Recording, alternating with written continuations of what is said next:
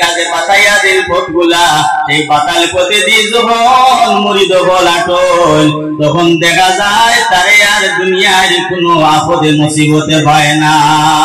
শয়তানের ধোঁকা থেকে বাঁচিয়ে থাকে, ভালো ভালো কাজগুলা করতে পারে। আল্লাহরে যখন আরো অলির দ্বারা গিয়া অলির মুরিদ হইয়া যখন আল্লাহরে ডাকে, তখন ওই বান্দার আল্লাহ পাওয়াটা বড় সহজ হয়ে যায়। হোক সুবহানাল্লাহ। আল্লাহ তার বন্ধুর কথা ঘুরাইয়া দেয় না। আল্লাহ তার দুস্থর কথা বড় উঠায় জিনিস, বন্ধু বড় উঠায় জিনিস। অলিগুলোর অর্থ হইল গিয়া বন্ধু। আমরা জানি জমিনের মধ্যে রব্বুল আলামিনে যত অলিগুল পাঠাইয়া দিছেন, সব অলিগুলোর সরদার হইলা একজন হযরতে আব্দুল কাদের জিলানী রাহমাতুল্লাহ আলাইহি। আমরা এটা সবে জানি না নি? হযরতে আব্দুল কাদের জিলানী সব অলির পিতা, সব অলির সরদার, উস্তাদ, সব অলির সরদার।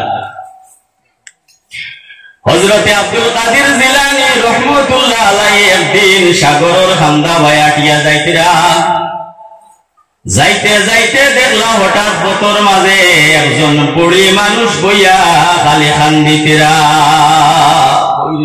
খালি খান্দিতিরা। হযরতে আব্দুল কাদের জিলানী রাহমাতুল্লাহ আলাইহি জিকার করলা, মারে তুমি গাঙ্গর কিনারার মাঝে বইয়া কির কারণে বিলাপ দিয়া কান্দো? মহিলায় জবাব দিলা, ও পথচারী, তোমারে আমি হইয়া কি লাভ হইব? আমার দুঃখে আমি এই জায়গার মধ্যে বইয়া কান্দি, আর তুমি যে রাস্তা বাই রওনা হইছো তোমার পথে তুমি যাও, তোমারে বইয়া আমার কোনো ফায়দা হইতো না। হযরতে আব্দুল কাদের জিলানী রাহমাতুল্লাহ আলাইহি জানাইয়া দেন, মহিলা, মারে তুমি কও তোমার দুঃখটা কিটা, কষ্টটা কিটা? চতুর্দিকে কোনো মানুষ নাই, কোনো পশু পক্ষী নাই, এই গাঙ্গর কিনারার মাঝে বইয়া, নদীর খান্দার মাঝে বইয়া নীরবে বড় দুঃখ যন্ত্রণা লইয়া ক্রন্দন ঘটায়। মারে তোমার কষ্টটা কি বুকুর মাঝে পৌঁছায়? বুড়া মহিলা বেটিয়ে জানাইলা, বাবারে, তোমারে হইয়া তো আমার কোনো ফায়দা হইতো না, বারবার তুমি যখন আমারে জিকার করডায়, তাহলে আমার দিলর যন্ত্রণা সামান্য তোমারে হয়। আমার একজন ছেলে আসলো, জমিনের মধ্যে আমার আর কোনো ছেলে নাই। ওই ছেলেটার যখন বিয়ার সময় হইল, বিয়ার সময় হওয়ার পরে এই নদীর ওই পারে আমার ছেলের বিয়া লাগানি হইছে, আর আমার ছেলেটার বিয়ার তারিখের দিন সুন্দর হইয়া জামান সাজিয়া ঘর থাকি বাইর হইয়া আমার পয়তান কইনা বেটিরে আনাতে গেছ। তারপরে কি হইল মারে, আমি রাস্তার দিকে চাই রয়েছি, আমার ছেলে তো আর এই দিকে বাড়ির মধ্যে ঘুরিয়া আয় না। এরপরে আমি যখন টাইম অতিক্রম হয়ে গেল গিয়া, তখন আস্তে আস্তে কইলা আমার মানুষের কাছ থেকে খবর গুলারে সংগ্রহ করলাম।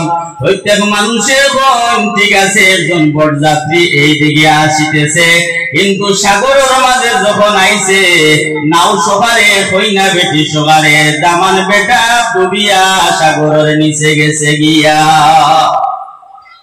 যখন আমি খবর পাইলাম, আমার ফলিংদের মাঝে বড় আগুন লাগলো, নয়া কইনা নার লাগিয়া আমার ছেলেরে আমি ফাটাইলাম।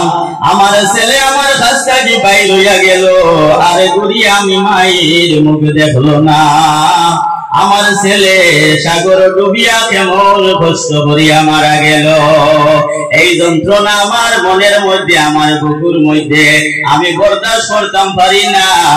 প্রতিদিন সাগরের খান্দার মাঝে আইয়া বইয়া আমি যখন কিছু খান্দা কান্দি করি, তখন আমার মনটা একটু পাতলা হয়, একটু শান্তি পাই আমি।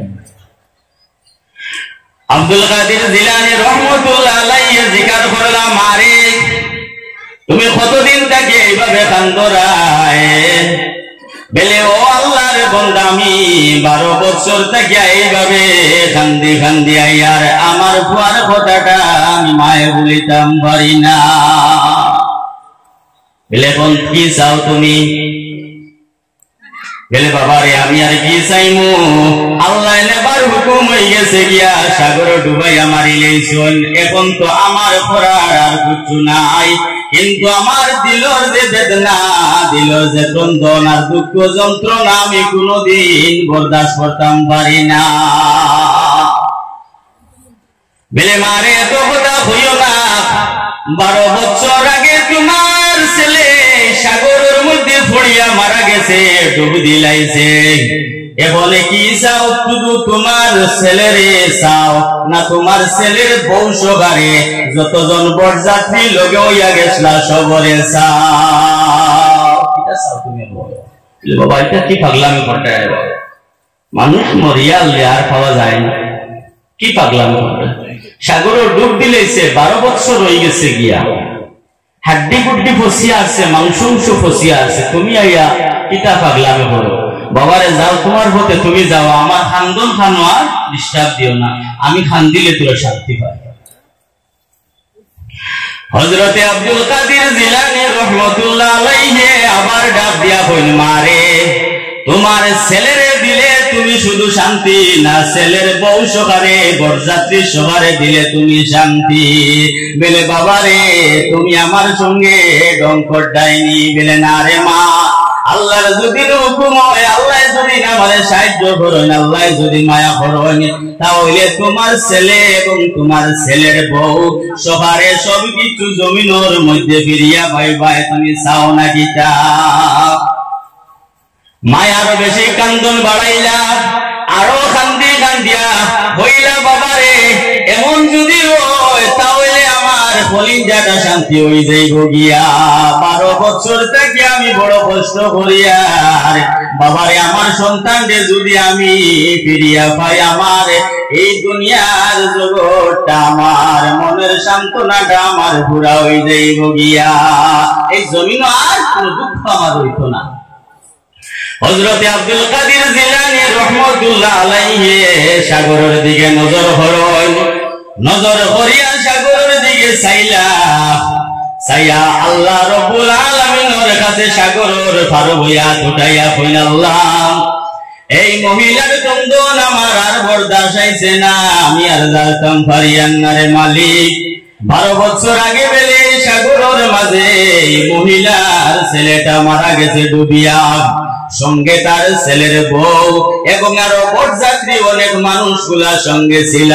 আল্লাহ তুমি মাহবুদের দরবার আমি দোকান হাত উঠাই আর ঝরিয়ার ও রব্বুল আলামিন, এই মহিলার ছেলে এবং ছেলের বউ সবারে যতজন ছিল জমিনের মাঝে তুমি আল্লাহ ফিরাইয়া দিলাও।